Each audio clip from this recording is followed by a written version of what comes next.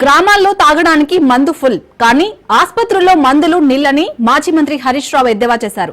సిద్దిపేట జిల్లా జగతీపూర్ మండలం తిమ్మాపూర్లో డెంగ్యూ వ్యాధితో మహేష్, ఇంటర్ చదువుతున్న శ్రవణ్ కుమార్లు మృతి చెందారు. మృతుల కుటుంబాలను మాజీ మంత్రి హరీష్ రావు పరామర్శించి ఓదార్చారు. ఈ సందర్భంగా హరీష్ రావు మాట్లాడుతూ మహేష్, శ్రవణ్ కుమార్ల మరణాలు ప్రభుత్వ హత్యలని చెప్పారు.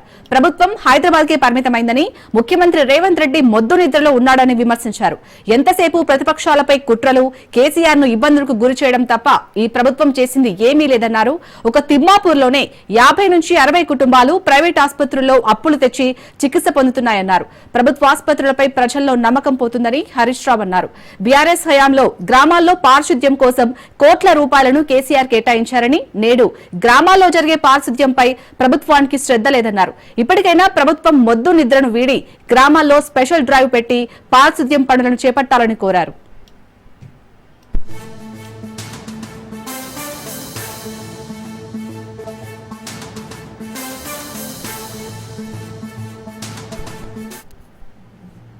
ఏం పాలన? ఒకప్పుడు గజ్వేల్కు కేసీఆర్ గారి ప్రభుత్వం ఉన్నప్పుడు 26,000 మెట్రిక్ టన్నుల యూరియా తెచ్చి స్టాక్ పెట్టినాం. గజ్వేల్ రేక్ పాయింట్ లా 26,000 మెట్రిక్ టన్నులు స్టాక్ పెట్టినాం. ఈ సంవత్సరం ఎంత వచ్చింది తెలుసా? అంత కొడితే తిప్పి కొట్టే 3-4 వేలు రాలే. 26,000 ఎక్కడ, 3-4 ఎక్కడ? మరి ఏడ చాలుతుంది? కేసీఆర్ ఉన్నప్పుడు 26,000 మెట్రిక్ టన్నుల యూరియా గజ్వేల్కి వచ్చింది, తిప్పలు కాలే. ఆటోనికి ఫోన్ చేసిన 4 సంచులు వేసుకురా అంటే వేసుకొచ్చిండు. ఇవాళ ఊరూరికి కేసీఆర్ ఉన్నప్పుడు లారీలే ఊళ్ళోకి వస్తుండే, ఊళ్ళోనే కొనుక్కున్నాం. ఇప్పుడు ఏంది? రాత్రి దొంగ రాత్రి పోయి చీకట్లో వండుకుంటున్నారు. కాలరాత్రులు తలపిస్తున్నాయి రేవంత్ పాలనలో. రాత్రి జాగారం చేస్తున్నారు యూరియా బస్తాల కోసం.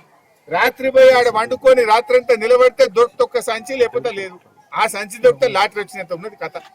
యూరియా బస్తా దొరికితే లాటరీ తగిలినట్టున్నది.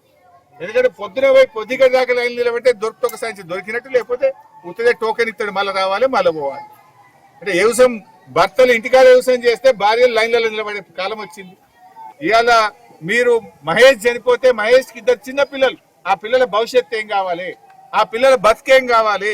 నీ పట్టింపు లేక, నీ చేతగానితనం వల్ల, పల్లెల్లో పారిశుధ్యం పరికేయడం వల్ల ఇవాళ మహేష్ చనిపోయిండు. అదే విధంగా శ్రావణ్ చనిపోయిండు. శ్రావణ్, మహేష్ల మరణం ఇది ప్రభుత్వ హత్య. ఈ